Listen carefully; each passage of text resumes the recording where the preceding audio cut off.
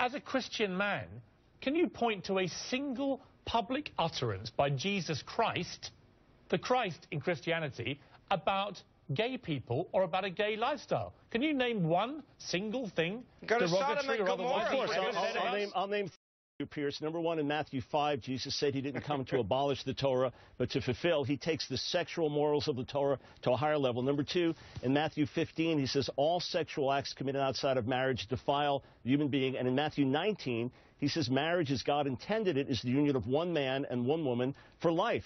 Look, Jesus did not address wife beating or heroin shooting, but we don't use that argument for silence. But in point of fact, he, as a first-century Jew, of course he reinforced these things. And Pierce, right, I'd encourage you to restudy what Scripture says. We should love our neighbor as ourselves, but that doesn't mean that we approve everything of our neighbor. But there are several problems with that interpretation. One, Mark Lamont Hill first. One, the New Testament absolutely does offer the words and the voice of Jesus, and he very explicitly does not talk about being gay. And even the scripture you cited about marriage is very different than talking about being gay. And even if you say that marriage is one man and one woman, though, sir. Let me finish. I heard everything you said. I just want to respond to it. When you say, if you're saying that he's confirming the Old Testament, well, the Old Testament is far from clear around gay marriage or around gay acts.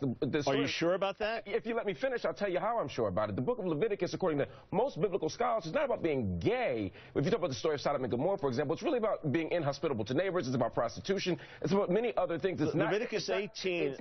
Hebrew scholarship is my background. I have a PhD in Semitic languages. Leviticus 18 is quite explicit. For a man to lie with a man is contrary to what God intended. Direct him as part of the disposal system. It's not meant for sexuality. God designed a man to be with a woman. That's pretty obvious. That's not hateful to say it. That's obvious. And really, the Hebrew scriptures are clear on this, sir. There are few